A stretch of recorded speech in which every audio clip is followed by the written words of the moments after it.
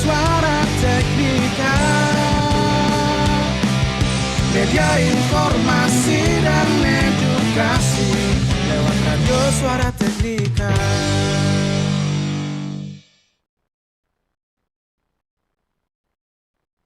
Mari belajar, kita berkarya menjadi yang terbaik di udara lewat radio Suara Teknika. Satukan cita, wujudkan mimpi di SMK Negeri 3 Singaraja lewat radio Suara Teknika. Mari belajar, mari berkarya, satukan langkah, jangan pernah menyerah. Mari belajar, kita berkarya menjadi yang terbaik di udara lewat radio Suara Teknika. Satukan cita, wujudkan mimpi di SMK Negeri 3 Singaraja lewat radio Suara Teknika. Mari belajar, kita berkarya menjadi yang terbaik di udara lewat radio Suara Teknika. Satukan cita, wujudkan mimpi di SMK Negeri 3 Singaraja lewat radio Suara Teknika. Lewat radio Suara Teknika.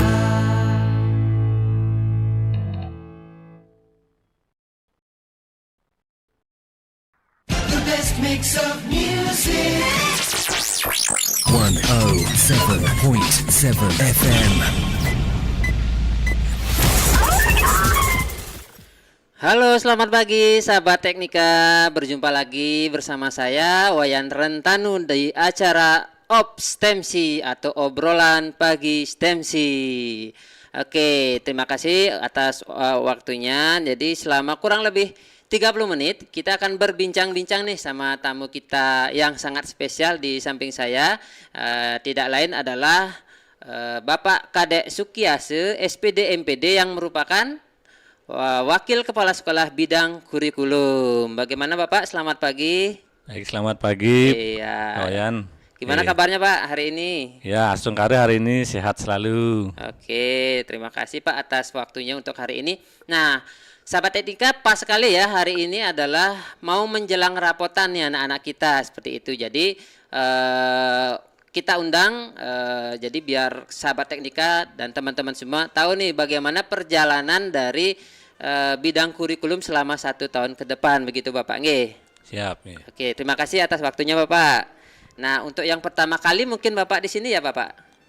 Iya, yang kedua ini. Yang kedua ya? Yang kedua. Oke, yang kedua berarti nggak perlu perkenalan lagi. Jadi ya. kita langsung saja Pak. Nah, kira-kira nih Pak, yang pertama mungkin bisa diceritakan perkembangan atau laporan pembelajaran yang berlangsung selama setahun Pak. Mungkin perlu juga tahu transisi dari kurikulum 2013 ke Merdeka seperti itu Pak.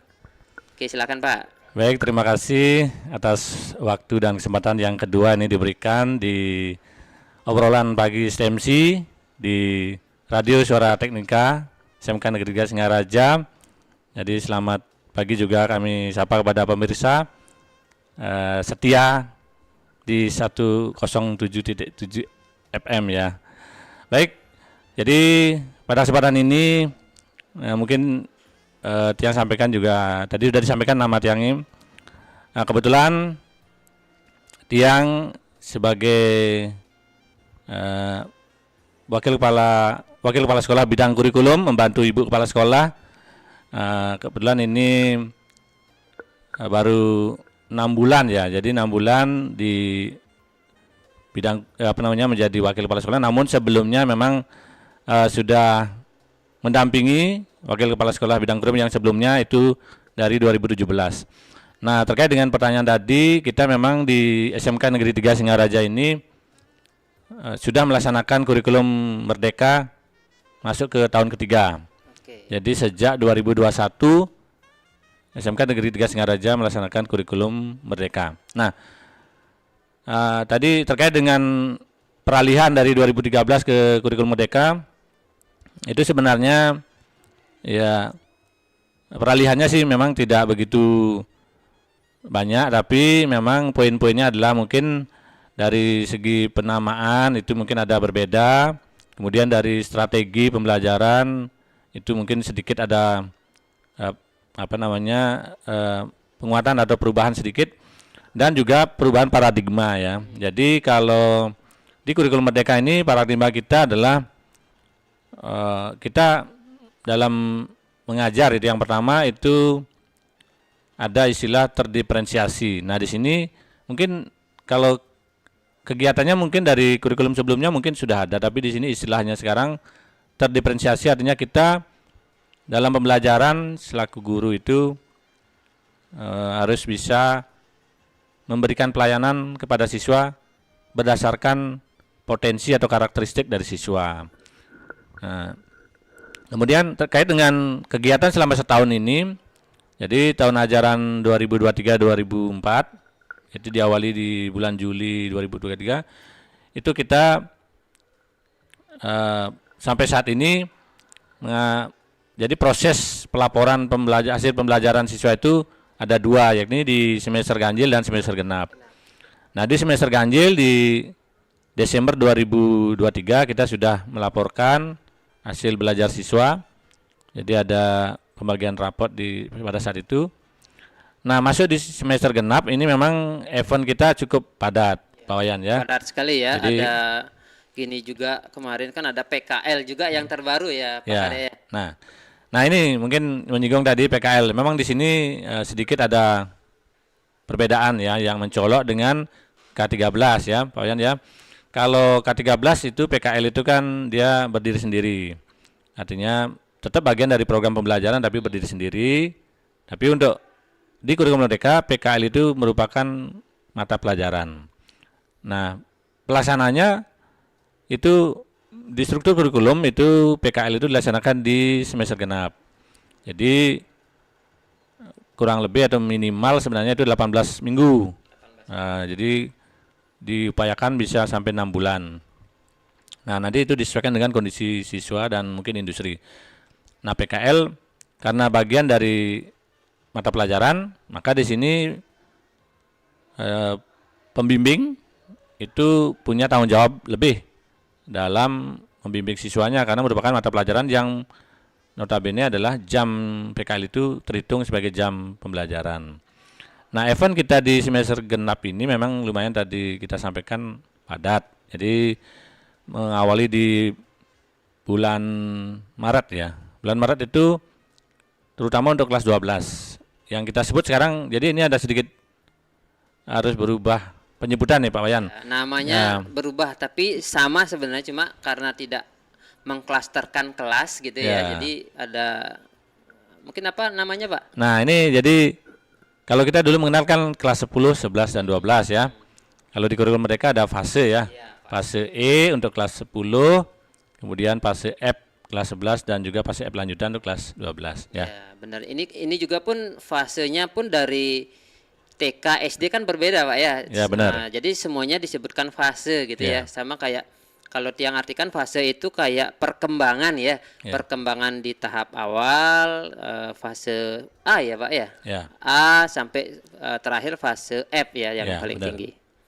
Ya, itu jadi mungkin kita harus mulai apa istilahnya ini Membiasakan diri ya benar. Jadi masih, tapi secara umum kita kan tetap karena sudah terbiasa dengan bahasa kelas itu ya, tapi tetap kita singgung fase E atau kelas 10. Nah, tadi kembali ke fase F lanjutan ya kelas 12 itu di bulan Maret itu kita eventnya adalah ada namanya ujian sekolah.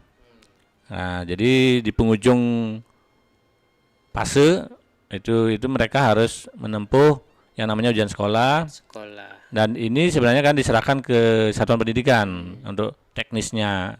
Jadi tidak lagi, memang secara umum diagendakan oleh pemerintah provinsi, tapi teknisnya itu diserahkan ke satuan pendidikan. Kemudian ujian sekolah juga ditambah ada namanya, karena kita SMK, ini bedanya dengan SMA, kita ada namanya uji kompetensi keahlian. Nah, di uji kompetensi keahlian ini kita berlangsung di Maret April. Di mana kita melibatkan pihak industri pasangan ya. Jadi ketika uji kompetensi keahlian itu yang memberikan penilaian itu sebagai asesor atau penguji itu adalah kita datangkan dari dunia industri, dunia usaha. Jadi sebagai mitra kerja kita. Oke. Nah, tadi ada ujian sekolah, Pak Kadek. Kita tuh sudah berbasis ini ya Pak ya, komputer ya Pak ya. Oh ya, benar. Nah, mungkin bisa dijelaskan nih apa software yang dipakai, karena mungkin pendengar-pendengar yang sekolah lain tuh belum semua ya memakai komputer. Ada yang sudah, ada yang mungkin belum juga. Baik, jadi memang kita sudah beberapa tahun terakhir ini kita mengurangi atau istilahnya paperless ya, mengurangi ketika ulangan harian, ulangan akhir semester, termasuk juga ujian sekolah, itu kita upayakan paperless ya. Artinya kita mengupayakan atau mengoptimalkan penggunaan IT ya. Nah, dalam hal ini kita menggunakan ujian berbasis CBT, menggunakan aplikasi Exampatra ya. Nah, di sini metodenya bagaimana secara teknis? Ya, guru tetap membuat soal berbasis tetap berbasis Word. Nah, nanti ini akan di-upload ke sistem sehingga siswa akan bisa mengikuti ujian tidak hanya harus basis komputer, tapi dia berbasis Android ya, basis lewat HP ya, HP. Jadi itu kemudahannya. Dan ini kita punya server sendiri ya Pak? Ya, benar ya. Jadi bisa diakses dari rumah juga kalau tidak salah. Ya, bisa? sebenarnya bisa. Oke, siap-siap. Jadi daya dukung kita sebenarnya udah lumayan ini. Jadi di setiap kelas kita sudah siapkan WiFi ya, WiFi, jaringan WiFi, sehingga siswa bisa mengakses itu. Kemudian di setiap lab kita kebetulan punya 17 lab ya, yang notabene kita gunakan untuk pembelajaran dan juga kegiatan-kegiatan. Dan kebetulan sekolah kita ini lagi marak-maraknya di ini kerjasama dengan pihak luar ya. Jadi karena Sarpras kita lumayan ya mendukung. Benar sekali. Jadi salah satunya saya kemarin di CGP gitu. Jadi ada lokakarya.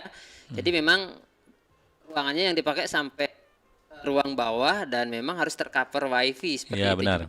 Dan hebat sekali kita bisa menyediakan WiFi sampai ke pojokan, karena beberapa CGP pun bilang ini sampai ujung ke ujung WiFi-nya, streamnya lumayan hebat ini ya. Ini waka kita nih kerjasamanya bagus sekali. Ya ini sebenarnya kan dukungan lembaga ya. Kita namanya sekolah kejuruan kan.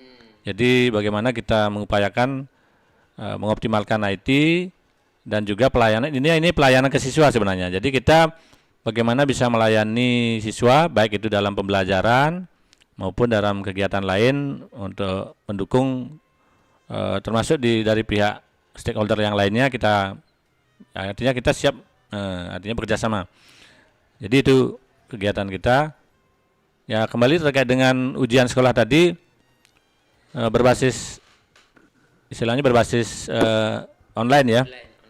Itu gini, jadi siswa itu ada yang melaksanakan ujiannya itu bisa menggunakan komputer dan juga bisa menggunakan HP ya.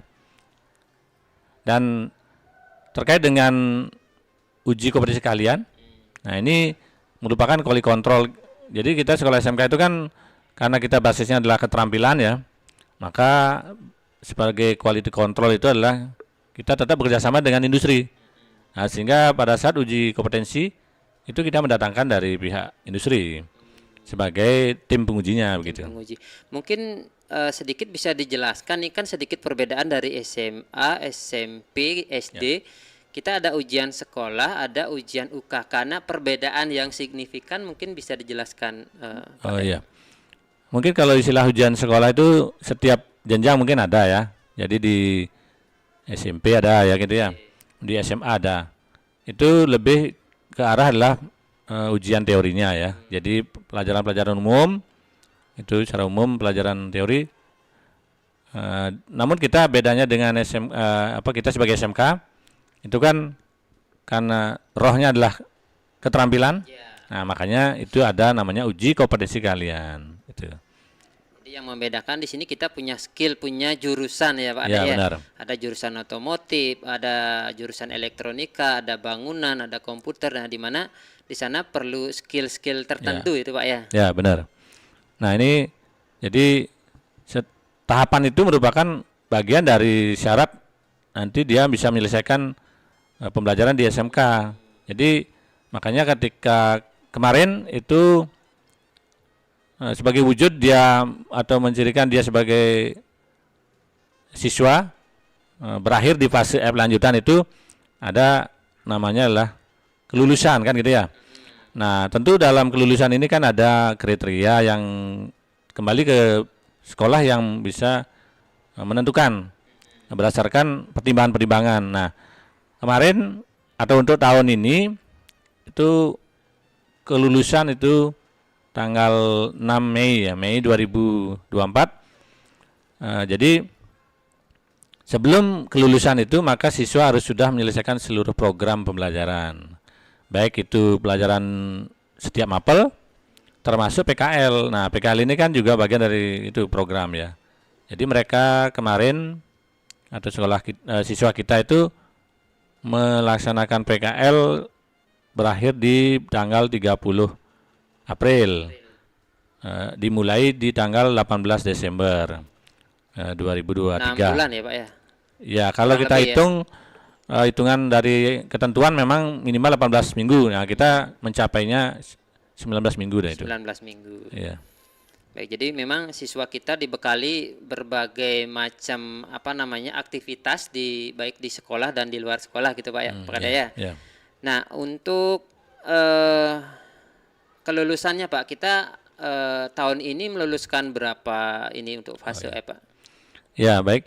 Jadi siswa kita lumayan banyak ini yang fase F lanjutan ya atau istilahnya kelas 12 ya. Itu ada 757. Nah, 700 ya. Ya, dari kriteria kelulusan yang kita tentukan, ada pihak lembaga tentukan, itu keseluruhan sudah melewati atau sudah syarat-syaratnya sudah terpenuhi sehingga kemarin di rapat pleno dan di pengumuman pun sudah kita umumkan itu 100% lulus ya, 757 orang. Oke, luar biasa sekali Pak ya. Nah, mungkin juga kalau misalnya nih lulusan yang sudah lulus dari PKL, tiang dengar ada juga nih yang habis PKL langsung kerja gitu, mungkin ada Pak ya? Ya, benar. Jadi sebenarnya target pemerintah kenapa memprogramkan PKL itu di semester akhir atau semester genap, itu sebenarnya kan evaluasi dari kegiatan sebelumnya ya, di tahun-tahun sebelumnya, dimana kalau tahun sebelumnya kan PKL itu bisa dari kelas 11 lanjut di awal tahun di kelas 12 atau pas M. Nah, di kurikulum Merdeka ini diupayakan di semester ganjil dengan harapan ketika mereka PKL di industri, ya tentunya industri yang sudah dia pilih oleh masing-masing siswa. Nah, ini pengalaman kemarin itu banyak yang melaporkan siswa kita langsung direkrut. Jadi mungkin dari masing-masing industri itu selama murid kita di PKL itu, jadi secara tidak langsung sudah dinilai oleh mereka. Jadi mereka mungkin sikap kerjanya, cara bekerjanya, skillnya, sehingga dia industri itu langsung otomatis tanpa biaya ibaratnya langsung sudah tahu oh ini memang cocok. Sehingga kemarin itu kalau nggak salah ada yang murid TKJ di Denpasar itu sudah langsung diberikan gaji 3,5 kalau nggak salah ini ya, 3.500.000. Kemudian di Buleleng pun beberapa bengkel dan industri lainnya itu melaporkan itu. Jadi banyak yang langsung di tempat PKL itu diterima gitu. Iya, memang luar biasa sekali. Saya juga punya anak bimbingan PKL. Kalau bisa nanti habis di Politron ya gitu. Kalau bisa nanti habis gini langsung kerja gitu. Ya, silahkan pilihan dari anak-anak. Jadi kesempatan sudah datang, udah ada di tangan peluang emas, mau lanjut boleh atau mau ke kampus juga boleh seperti itu Pak ya. Iya. Ya benar. Jadi apa yang disampaikan Pak Wayan tadi memang kebetulan yang sendiri ikut bersama Ibu Kepala Sekolah ke Politron Ya, yang ada di Kudus Pak, ya. Kudus. Jadi itu ada siswa kita satu ya yang PKL di sana. Sebenarnya karena dilihat kerjanya bagus itu sebenarnya mau direkrut. Nah, benar-benar. Tapi karena muridnya ingin melanjutkan ini. Jadi kuliah. sebenarnya itu udah mau direkrut kerja Iya. gitu. Ya. Jadi selain bisa langsung kerja, bisa juga kuliah gitu kan Pak ya. Jadi memang kesempatannya sangat banyak kalau dari SMK ini. Oke Bapak, nah ini itu yang sudah kita laksanakan Pak. Nah ke depan nih bagaimana untuk kurikulum selanjutnya Pak, kira-kira yang akan kita laksanakan ke depannya Pak di tahun 2024-2025 mungkin Pak ya? Iya. Jadi mungkin tadi kita bicara yang fase F lanjutan ya. Kalau tahapan kita yang ini itu untuk fase E dan F kebetulan ini di minggu ini kan harus pembagian raport. Nah ini pembagian raport. Jadi kalau yang tadi adalah kaitannya dengan kelas 12, sekarang kaitannya dengan kelas 10 11 itu momennya tanggal atau kita karena 5 hari kerja itu hari Jumat ada pembagian raport. Jadi itu sebagai hasil dari atau sebagai hasil belajar mereka kita laporkan ke orang tua. Nah lanjut kaitannya dengan kegiatan nanti di tahun ajaran 2024-25 itu tentu kita akan masih pada kurikulum merdeka. Jadi program sekolah setelah ini di bulan Juni ini sudah mulai PPDB ya, penerimaan peserta didik baru. Setelah itu nanti di tanggal 15 Juli tahun ajaran baru mulai. Nah tentu kita juga akan melakukan penyelarasan kurikulum. Jadi kita SMK ini memang rohnya adalah kejuruan. Itu selalu ketika mengawali pembelajaran tahun ajaran baru itu melakukan penyelarasan kurikulum kaitannya hal-hal apa yang memang harus kita selaraskan atau kita sesuaikan dengan industri pasangan. Itu ketika maksudnya gini, di industri ada kompetensi A yang harus atau terbaru. Nah kita belum tahu makanya kita sesuaikan pembelajarannya gitu. Oke, luar biasa Pak ya. Jadi memang sangat padat sekali agenda di sekolah kita. Nah bagi adik-adik juga yang pingin langsung daftar ya ke aula kita seperti itu. Jadi bisa nanti langsung datang saja gitu. Kalau ribet online datang saja, di sana sudah ada petugasnya mau pilih jurusan mana dan dianterin juga kalau mau sweeping ke jurusan-jurusan. Nah untuk yang terakhir Pak mungkin ada sedikit kiat-kiat atau pesan dari Bapak sendiri. Baik. Jadi pada kesempatan ini momen yang baik mungkin pemirsa yang mendengarkan mungkin ada yang adik-adik siswa SMP mungkin yang mungkin selama ini sudah mendengarkan informasi terkait dengan SMK Negeri 3 Singaraja. Tiang atas nama pribadi dan lembaga menyampaikan. Jadi sekolah kita SMK Negeri 3 Singaraja memiliki 10 kompetensi kalian. Jadi yang pertama itu ada desain komunikasi visual, kemudian yang kedua adalah teknik komputer jaringan dan telekomunikasi, atau orang sering menyebutnya TKJ. Kemudian yang ketiga adalah teknik elektronika, konsentrasinya adalah teknik audio video. Kemudian konsentrasi yang keempat itu teknik instalasi tenaga listrik. Kemudian yang kelima itu teknik kendaraan ringan, yang keenam itu teknik sepeda motor, yang ketujuh teknik pemesinan, yang kedelapan adalah teknik pengelasan, kemudian yang kesembilan adalah teknik konstruksi dan perumahan, dan terakhir adalah desain perumahan dan informasi bangunan. Jadi dari 10 ini tentu minat masing-masing anak ini silakan nanti memilih sesuaikan dengan minat bakat supaya minat Anda bisa atau kalian bisa terasa di sini tentunya untuk masa depan kalian. Oke, terima kasih. Kita punya 10 ya, ada 10 jurusan. Kalau bingung silakan langsung ya datang langsung ke SMK Negeri 3 Singaraja di Banyuning ya, Jalan Gempol. Kita guru-guru di sini dengan senang hati menyambut sahabat teknika atau adik-adik yang sudah lulus dari SMP seperti itu. Satu lagi Pak, mungkin ada satu kata motivasi dari Pak Kadek nih, seperti untuk teman-teman kita sebelum kita tutup. Baik, jadi kita harus tetap belajar. Jadi istilahnya kita sebagai guru belajar sepanjang hayat. Jadi tidak berhenti di sini, harus tetap belajar. Jadi untuk masa depan kita dan pelayanan kepada siswa. Oke, baik. Tetap belajar dan tetap melayani. Kita sebagai guru melayani siswa. Oke, terima kasih Pak Kade atas waktunya sudah menyempatkan ke radio kita. Jadi Radio Komunitas Pendidikan Suara Teknika. Jadi sahabat Teknika, demikian obrolan kita, obrolan santai kita di dalam program OPS, obrolan pagi STEMSI. Jika ada salah-salah kata, mohon maaf. Demikian saya akhiri dengan Prame Santi. Om Santi Santi Santi Om. Terima kasih.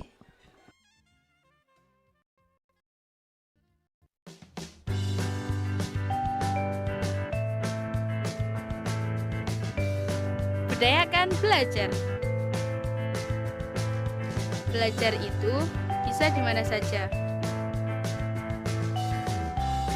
Belajar itu tak mengenal usia. Belajar itu bisa dengan siapa saja. Belajar itu menyenangkan.